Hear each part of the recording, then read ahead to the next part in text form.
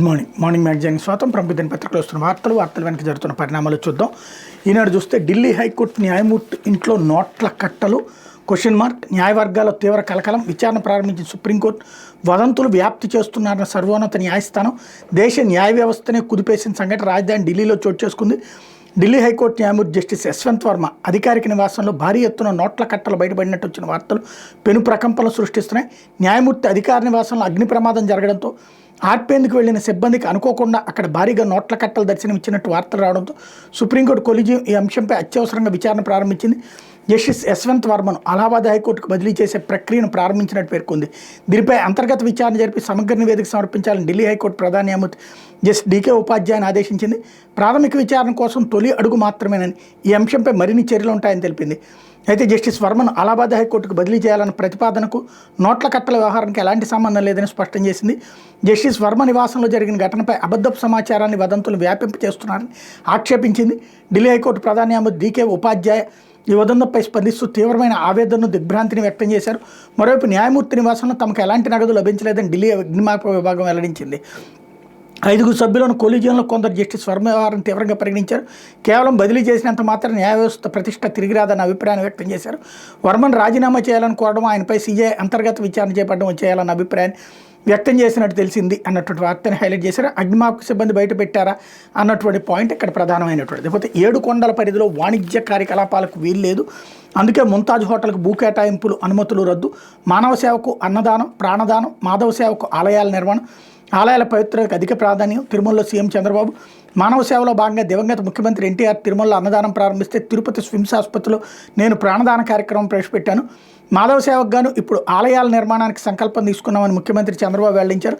గ్రామాల్లో గుడులు నిర్మించాలని అనేక వినతులు వస్తున్నాయని, ఇందుకోసం వెంకటేశ్వర స్వామి ఆలయాల నిర్మాణ నిధి పేరుతో ట్రస్ట్ ఏర్పాటు చేస్తా ఉన్నారు. ఇంకా ఏదైనా మంచి పేరు ఉంటే పెట్టాలని తిరుమల తిరుపతి దేవస్థానం అధికారికి సూచించారు.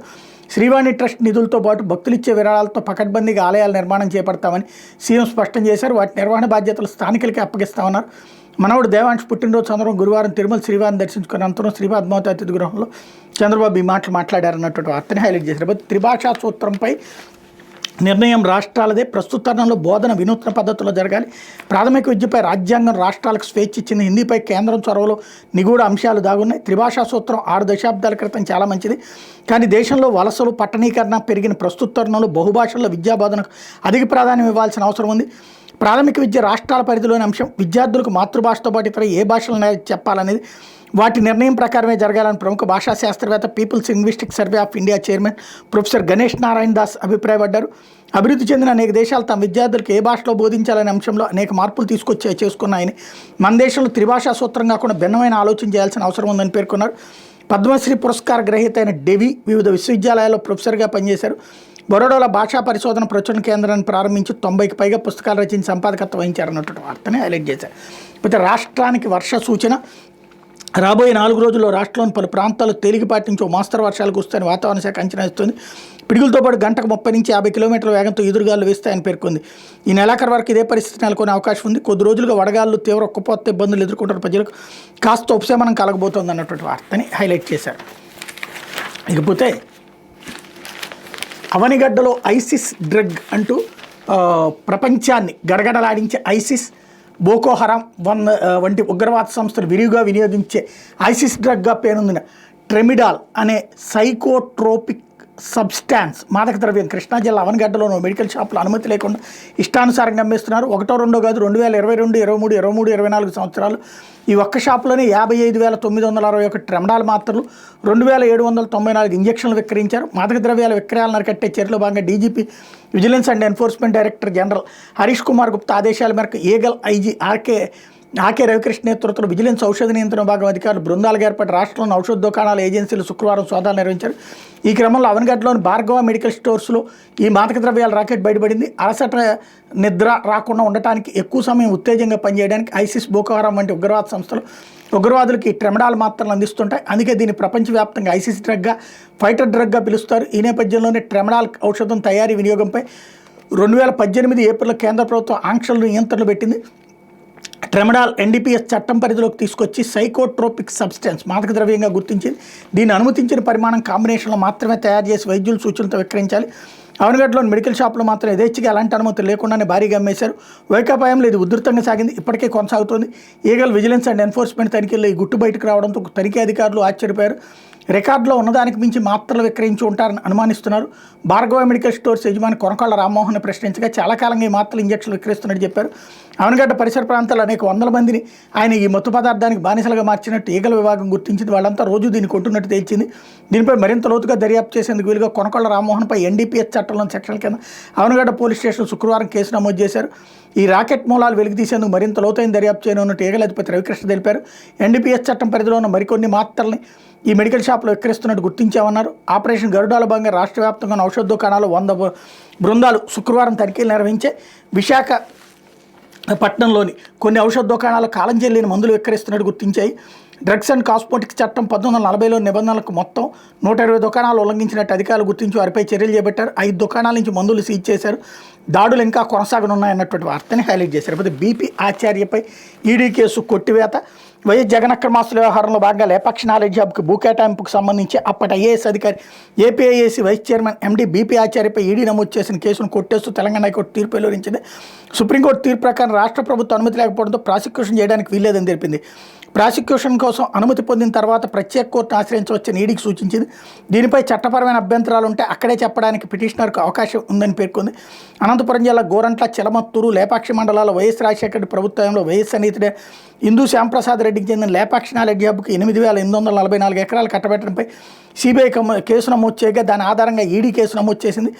లేపాక్షికి లబ్ధి చేకూర్చినందుకు జగన్కి చెందిన కంపెనీలో శ్యాంప్రసాద్ రెడ్డి 70 కోట్లు పెట్టుబడులు పెట్టారు. ఇందులో అక్రమ నిధులు మళ్లింపు వ్యవహారంపై ఈడీ నమోదు చేసిన కేసును కొట్టివేయాలని కోరుతూ బీపీ ఆచార్య హైకోర్టులో పిటిషన్ వేశారు. దీనిపై జస్టిస్ కే లక్ష్మణ్ ఇటీవల విచారణ చేపట్టారన్నటువంటి వార్తని హైలైట్ చేశారు. లేకపోతే కొత్త కొలువులు దేవుడెరుగు, ఉన్న ఉద్యోగాలు పోయాయి హుష్ అంటూ సాక్షి ఒక హైలైట్ చేసింది. మేనిఫెస్టోకు బొందబెట్టి కూటమి ప్రభుత్వ విన్యాసాలు, అసెంబ్లీ సాక్షిగా ఆర్థిక విధాన ప్రకటన పత్రం ద్వారా బట్టబయలు. గత ఏడాది నవంబర్లో చూపిన ఉద్యోగుల సంఖ్య 11.79 లక్షలు. బుధవారం అసెంబ్లీలో ప్రకటించిన ఉద్యోగుల సంఖ్య 9.79 లక్షలే. ఈ లెక్కన కూటమి సర్కారు వచ్చాక 2 లక్షలు తగ్గిన వైను. వాలంటీర్లతో పాటు అవుట్సోర్సింగ్ ఉద్యోగుల తొలగింపు, వృత్తిపరమైన సర్వీస్ పేరుతో భారీగా కన్సల్టెంట్ల నియామకం. గత ప్రభుత్వంలో 6,431, ఇప్పుడు ఏకంగా 30,246 మంది అంటూ ముఖ్యమంత్రి చంద్రబాబు నేతృత్వంలో కూటమి ప్రభుత్వం నిరుద్యోగ యువతకు ఉద్యోగాలు ఇవ్వకపోగా ఉన్న ఉద్యోగాలను సైతం పీకేసింది. ఈ విషయాన్ని అదే కూటమి సర్కారే బుధవారం అసెంబ్లీలో స్పష్టం చేసింది. గత నవంబర్లో అసెంబ్లీలో బడ్జెట్ ప్రవేశపెట్టిన సందర్భంగా గత ఏడాది మార్చి ఆఖరి నాటికి రాష్ట్రంలో ప్రభుత్వ ఉద్యోగులు 11,79,332 మంది ఉన్నారని ఆర్థిక విధాన పత్రంలో పేర్కొంది. అయితే తాజాగా బుధవారం అసెంబ్లీలో ద్రవ్య వినిమయ బిల్లు చర్చ సందర్భంగా ఇదే కూటమి సర్కారు ప్రకటించిన ఆర్థిక విధాన పత్రంలో ప్రభుత్వ ఉద్యోగులు 9,79,649 మంది మాత్రమే ఉన్నారని తెలిపింది. అంటే గత వైఎస్ఆర్సీ ప్రభుత్వంలో కన్నా కూటమి సర్కారు వచ్చాక ప్రభుత్వ ఉద్యోగులు ఏకంగా 1,99,683 మంది తగ్గిపోయారు తేలింది. కూటమి సర్కారు వాలంటీర్లతో పాటు అవుట్సోర్సింగ్ ఉద్యోగులను కూడా తొలగించేసింది.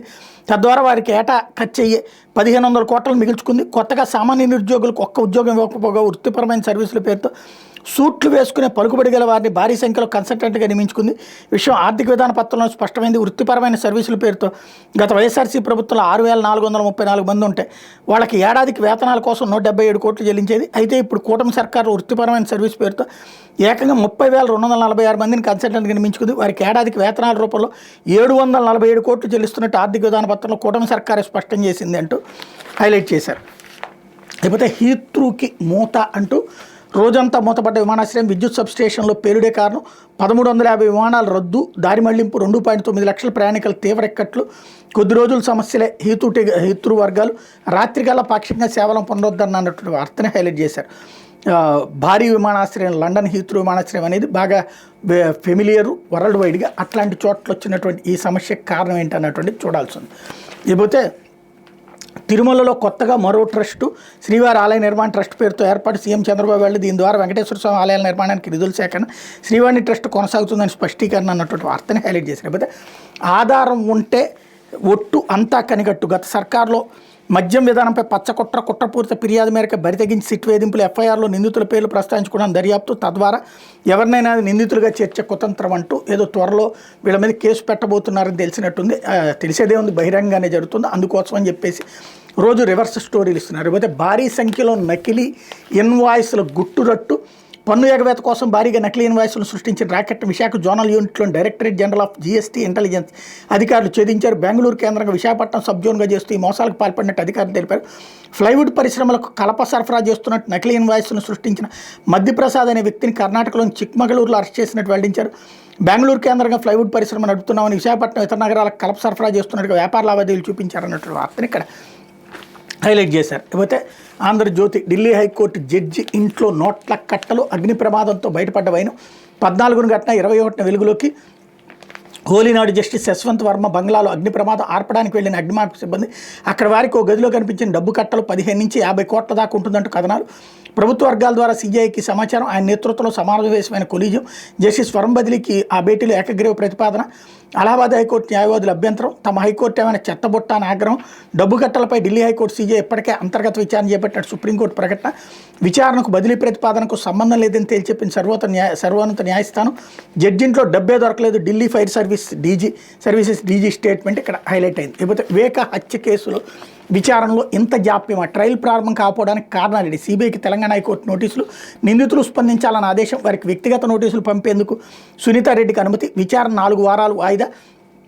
ఏడాదిన్నరగా సిఆర్పిసి 207 దశలోని హార్డ్ డిస్కుల్లో పత్రాలు ఓపెన్ కావడం లేదంటూ నిందితుల అడ్డుపుల్లలు. ఇలాగైతే 7 ఏళ్లకు విచారణ మొదలవదు. వెంటనే ట్రయల్ ప్రారంభించాలి. 6 నెలల్లో పూర్తి చేయాలి. ఆమె తరపు న్యాయవాది అభ్యర్థన అన్నటువంటి వార్తని హైలైట్ చేశారు. లేకపోతే వలపు వలలో కన్నడ నేతలు అంటూ కర్ణాటకను కుదిపేస్తున్న హనీ ట్రాప్. 2 మంత్రులు సహా 48 మంది ఎమ్మెల్యేలపై అశ్లీల వీడియోలు. కొందరు జాతీయ పార్టీ నేతలు న్యాయమూర్తులవి కూడా. అసెంబ్లీలో వెల్లడించిన మంత్రి రాజన్న వెనక డీకే శివకుమార్ ఉన్నారని బీజేపీ కాంగ్రెస్ నేతల అనుమానాలు. అసెంబ్లీలో గందరగోళం. 18 మంది బీజేపీ ఎమ్మెల్యేలపై 6 నెలల సస్పెన్షన్. హనీ ట్రాప్ వ్యవహారం కర్ణాటక రాజకీయాలను కుదిపేస్తోంది. ఆ పార్టీ ఈ పార్టీ అని కాకుండా పలువురు నేతలు ఇందులో చిక్కున్నారు. ఇందులో 2 మంత్రులు సహా 48 మంది కాంగ్రెస్, బీజేపీ, జేడీఎస్ ఎమ్మెల్యేలు, కేంద్ర కాంగ్రెస్ నాయకులు న్యాయమూర్తులపై వల విసిరి అశ్లీల వీడియోలు తీసినట్టు తెలుస్తోంది. ఈ విషయాన్ని ఓ సీనియర్ మంత్రి అసెంబ్లీలో బయటపెట్టడం కలకలం రేపింది. తాను కూడా హనీ ట్రాప్ బాధితుడిని విచారణ జరిపించాలని డిమాండ్ చేశారు. అసలు ఈ అంశం వెనక సీఎం కావాలని అభిలషిస్తున్న సీనియర్ నాయకుడి హస్తం ఉందని కాంగ్రెస్లో చర్చ నడుస్తోంది అన్నటువంటి వార్త హైలైట్ చేశారు. లేకపోతే మందులపై ఆపరేషన్ గరుడ ఇక్కడ కూడా హైలైట్ చేశారు. ఆ హోటళ్లకు అనుమతులు రద్దు అన్నటువంటిది ఇక్కడ కూడా హైలైట్ చేశారు. లేకపోతే 50% పచ్చదనం లక్ష్యం.